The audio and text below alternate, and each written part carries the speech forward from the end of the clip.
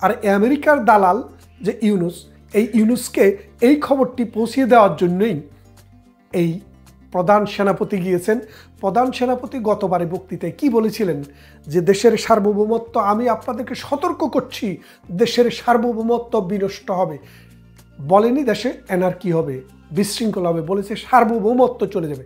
সার্বভৌমত্ব কখন যায় আপনারা বুঝতে পারছেন?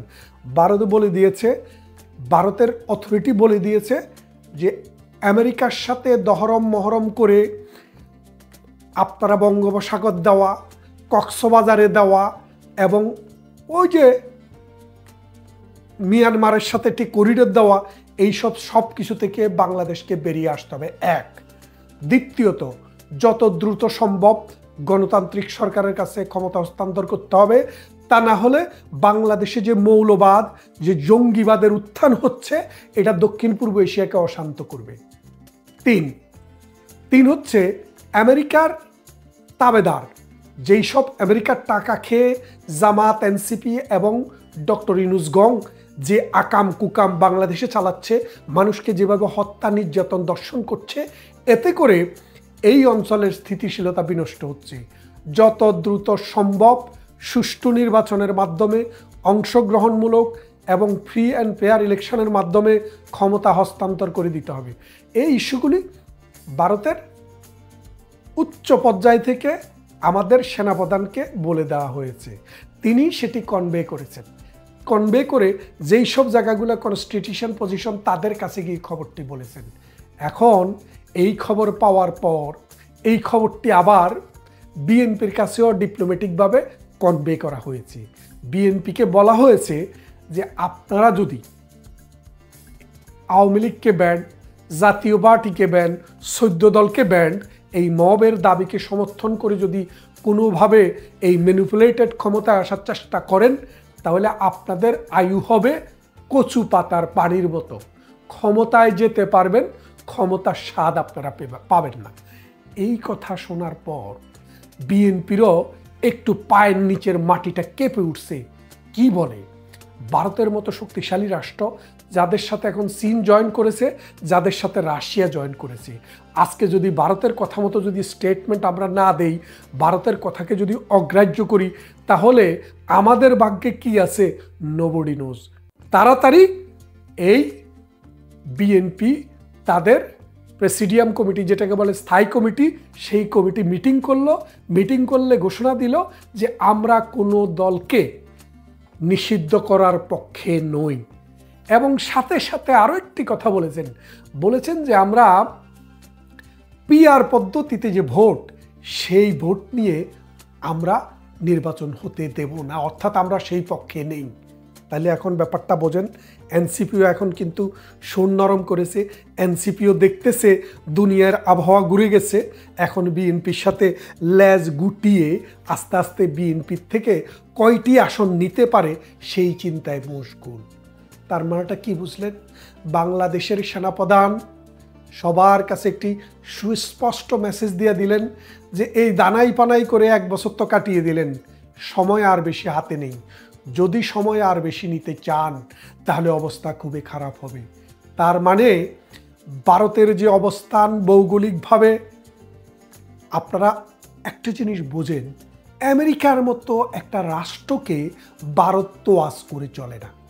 তারা বলছে, রাজনাথ সিংয়ের বক্তৃতা আপনারা শুনেছেন, তিনি বলেছেন যে কোনো বন্ধুই চিরকাল বন্ধু আর কোনো শত্রুই চিরকাল শত্রু নয়। অর্থাৎ রাষ্ট্রের সাথে যে আরেকটা রাষ্ট্রের সম্পর্ক, সেই সম্পর্ক যেই কোনো সময় পরিবর্তন হতে পারে। বাংলাদেশ বন্ধুপ্রতিম রাষ্ট্রের টপ লেভেলে ছিল, আর এখনও বাংলাদেশ শত্রু রাষ্ট্রের 5 নম্বর তালিকায় ভারতের। তার মানে এটা আপনি বুঝছেন, অতি অল্প সময়ে ডক্টর ইউনূস, তাকে যারা নিয়োগ করেছে তারা, এবং রাজাকাররা, জামাতেরা, আলবদরেরা পাকিস্তান থেকে প্রতি সপ্তাহে মন্ত্রী নিয়ে আসতেছে। মনে হয় যেন পাকিস্তানের সোনার খনি আছে, এই সোনার খনি দিয়ে বাংলাদেশ 2 তালা করে ফেলবে, 3 তালা করে ফেলবে, নাকি 7 তালাও করে ফেলে। এইরকম অবস্থায় ইন্ডিয়া দেখলো যে এই দক্ষিণ পূর্ব এশিয়ার ভিতরে তো একটা দোজক বানায় ফেলতেছে, অর্থাৎ একটা মৌলবাদের ঘাঁটি বানাচ্ছে। মোল্লারা যেখানে সেখানে যাইয়া বিনা উজুতে আজান দেওয়া শুরু করছে। এটাকে বন্ধ করতে হবে। এই বন্ধ করার জন্যই ভারত কিন্তু সোচ্চার হয়েছে। ভারতের যে সোচ্চার এটা আপনারা বুঝবেন ওই সেনাবাহিনীর দৌড়টা যদি একটু দেখেন। সেনাবাহিনী কিন্তু এমন দৌড় দৌড়িয়েছে, একবার চিফ জাস্টিস, একবার প্রধান উপদেষ্টা, আরেকবার প্রেসিডেন্ট। আর বড় কোনো জায়গা নাই দেখে তারা যেতে পারেননি। এর বাইরেও বিএনপির সাথে, এনসিপির সাথে, জামায়াতের সাথে তাদের ফোনে বা বিভিন্ন মাধ্যমে আলোচনা হয়েছে। আলোচনা হওয়ার পর যেই অনুসিদ্ধান্ত হলো সেটি হলো অতি শীঘ্রই জামাত আসুক বা না আসুক ডাজেন্ট ম্যাটার, নির্বাচন করে ফেলতে হবে এবং এক্সিস্টিং পদ্ধতিতেই বাংলাদেশের সংবিধানের অধীনেই নির্বাচনটি হতে হবে। তাহলে বোঝেন এখন জামাত বলছে যে আমরা নির্বাচনে অংশগ্রহণ করব না, কি না হলে পিআর পদ্ধতি না হলে। কেন বলছে দেখেন, কিছুদিন আগে একটি জরিপ হয়েছে। জরিপটি কারা করেছে? ব্র্যাক করেছে। এই ব্র্যাকের জরিপে যে জিনিসটি এসছে সেটি হলো যে বাংলাদেশে এনসিপি, বিএনপি এবং জামাত এবং তাদের যে দোসর দলগুলো আছে, ইসলামিক দলগুলো আছে, তাদের পক্ষে বাংলাদেশের 100 জন ভোটারের মধ্যে মাত্র 32 জন ভোটার। আর বাকি 68 জন ভোটার বিএনপিও চায় না, জামাতও চায় না, এনসিপিও চায় না, পাকা মার্কাও চায় না, মৌলবাদী অন্যান্য যে জঙ্গি দল আছে তাদেরকেও চায় না। তাহলে কাকে চায়? আওয়ামী লীগকে চায়। তার মানে ডাইরেক্টলি ইনডাইরেক্টলি বাংলাদেশের 68% মানুষ বর্তমান ব্যবস্থা, বর্তমান আইন, বিচার, শাসন এবং সরকারের বিপক্ষে। এই সরকারটি কার? জাতীয় বিএনপির। এই সরকারটি কার? জামাতের, এনসিপির এবং ওই সরমুনাইয়ের। তো এই সরকারের যে অবস্থান আজকে, এই অবস্থানের উপরে ভিত্তি করে যে জরিপটি হয়েছে, বাংলাদেশের মানুষ ক্লিয়ার জবাব দিয়েছে যে আমরা এই সরকার, এই জামাত, এই বিএনপি, এই এনসিপিকে চাই না। আমাদের দেশকে যারা ভালো চালিয়েছে এবং ভালো চালাতে পারবে, যারা এই দেশকে উন্নত করতে পারবে, মানুষের জীবন বদলাতে পারবে, সমাজ বদলাতে পারবে, মাথাপিছু আয় বৃদ্ধি করতে পারবে, শিক্ষা ঘরে ঘরে পৌঁছিয়ে দিতে পারবে, বিদ্যুতের আলো ঘরে ঘরে দিতে পারবে, ট্রান্সপোর্টেশন, কমিউনিকেশন, হেলথ বাড়াতে পারবে, আমরা তাদেরকে চাই। গত 15 বছর থেকে প্রধানমন্ত্রী শেখ হাসিনা একটা গরিব রাষ্ট্রকে এমন একটা জায়গায় নিয়ে গিয়েছে, পাকিস্তানের চাইতে 2.5 গুণ বেশি ধনী হচ্ছে বাংলাদেশ, শ্রীলঙ্কার চাইতে 3 গুণ ধনী হচ্ছে বাংলাদেশ, নেপাল, ভুটান, আফগানিস্তান, মায়ানমার, এদের কথা আর বললাম না। তাইলে আপনি হিসেব করে দেখেন যে দক্ষিণ পূর্ব এশিয়ার এই দেশটিকে অশান্ত করার জন্য ডক্টর ইউনূস নিয়োগ করেছিলেন পিয়ার পাম, ওই আমেরিকা থেকে লবিস্ট নিয়োগ করেছিল। আপনারা জানেন আবু বক্কর মোল্লা নামে জামাতের ইউরোপীয় মুখপাত্র নামে একজন ব্যারিস্টার আছে, যার সাথে আমারও ব্যক্তিগত সখ্যতা আছে, পরিচয় আছে এবং অসংখ্য টেলিভিশন শোতে, অন্তত 50টি টেলিভিশন শোতে তার সাথে আমি কথা বলেছি। তিনি সাম্প্রতিক একটি শোতে বললেন যে প্রধানমন্ত্রী শেখ হাসিনাকে মানে এই ক্ষমতা থেকে নামানোর জন্য, বাংলাদেশের ক্ষমতাটাকে কুক্ষিগত করার জন্য আমেরিকার যে ফার্মটি ডক্টর ইউনূস নিজের টাকা দিয়ে নিয়োগ করছিল, ঠিক একই ফার্মকে জামাতও টাকা দিয়ে নিয়োগ করেছিল। আমি ভিডিওটি আজকে দেখলাম। তার মানে ডক্টর ইউনূস এই গ্রামীণ ব্যাংকের টাকা এখান থেকে ওখান থেকে এইভাবে ওইভাবে মানে 40টা 50টা কোম্পানি ঘুরাইয়া যেভাবে বাইর করি নেয়, ওটা নিয়ে আমেরিকাকে পিয়ার ফার্মকে দিয়েছে। ওই পিয়ার ফার্ম জামাতও নিয়োগ করেছে। অর্থাৎ জামাতের পিয়ার ফার্ম আর ডক্টর ইউনূসের পিয়ার ফার্ম সেম কোম্পানি। তাহলে এখন তো বুঝছেন, কথায় বলে না সরে সরে খালতো ভাই, এই খালতো ভাইদের কাজ কারবারে আজকে বাংলাদেশ দূষিত, বুলণ্ঠিত, বাংলাদেশকে আজকে আফগানিস্তান, সোমালিয়া এইরকম অবস্থায় নিয়ে গেছে। এই বাংলাদেশে বিবিসি গতকাল একটা রিপোর্ট করেছে, মহিলা বলছে যে জামাই, নিজের মেয়ের জামাই এবং ছেলে মেয়ে নিয়ে থাকে, অনেকেরই গার্মেন্টস বন্ধ হয়ে যাওয়াতে কাজ নাই। এখন আগে যে টাকাটা রুজি করতো 1000, এখন সেটা হয়ে গেছে 500।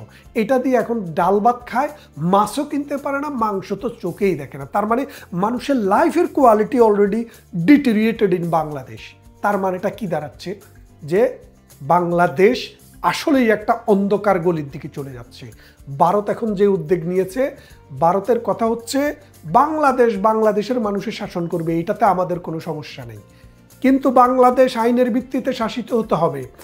বাংলাদেশে মৌলবাদী আসতে পারবে না, জঙ্গি আসতে পারবে না, অনির্বাচিত সরকার আসতে পারবে না। যারা দেশের স্বার্থকে, ভারতের পেটের ভিতরের বাংলাদেশের স্বার্থকে আমেরিকার কাছে বিক্রি করে বাংলাদেশের বন্দর দিয়ে দিবে, বাংলাদেশে সিপোর্ট করতে দিবে এবং বাংলাদেশের করিডোর দিয়া বার্মাকে দ্বিখণ্ডিত করবে, এইরকম অবস্থা যদি হতে যায় তাহলে ভারত বলেছে তারা আর বরদাস্ত করবে না এবং তারা যেই কোনো সময়ে ব্যবস্থা নিতে পারে। ভারত যদি ব্যবস্থা নেয়, কি ব্যবস্থা নিতে পারে সেটা আপনারাও জানেন, আমরাও জানি, কিন্তু আমরা দেশপ্রেমিক মানুষ, আমরা চাই না পৃথিবীর কোনো রাষ্ট্র, সেটি ভারত হোক, পাকিস্তান হোক আর আমেরিকা হোক, বাংলাদেশে কোনো হস্তক্ষেপ করুক, আমরা এটি চাই না। বাট আজকের যে অবস্থা হয়েছে, আফগানিস্তানে এসে প্রথমে রাশিয়া, পরে আমেরিকা, পরে ব্রিটেন যেভাবে হামলা চালিয়েছে তালেবান জঙ্গিদের বিরুদ্ধে, সিরিয়াতে যেভাবে পুরো পৃথিবী যুদ্ধ করেছে জঙ্গিদের বিরুদ্ধে, লিবিয়াতে যেভাবে জঙ্গিদের বিরুদ্ধে যুদ্ধ করেছে পুরো পৃথিবী, এসে ইরানে যেভাবে জঙ্গি বলে তাদেরকে আক্রমণ করা হয়েছে, এইরকমভাবে বাংলাদেশও আক্রান্ত হোক, আমরা সেটা চাই না। তাই আজকের অনুরোধ থাকবে নতুন প্রজন্মের প্রতি, তোমরা যারা শিক্ষিত ছেলে, যারা নতুন করে রাজনীতিতে এসছো বা রাজনীতিতে আসতে চাও, এই দেশকে ভালোবাসতে হবে, এই দেশের স্বার্থকে দেখতে হবে, জঙ্গিবাদ রুখে দিতে হবে এবং ভারত আমাদের প্রতিবেশী রাষ্ট্র, তাদের সাথে সম্পর্ক নষ্ট করে আমরা যে দেশকে উন্নত করতে পারবো না, সে জিনিসটা মাথায় রাখতে হবে। মনে রাখবেন, বিএনপির কাছে মেসেজ গেছে এবং যেই জায়গায় মেসেজ যাওয়া দরকার সেই সব জায়গায় মেসেজ চলে গেছে। অ্যাকশন শুরু হবে, অপেক্ষা করুন, পরবর্তী ভিডিওতে আরও বিস্তারিত বলবো। ততক্ষণ ভালো থাকবেন।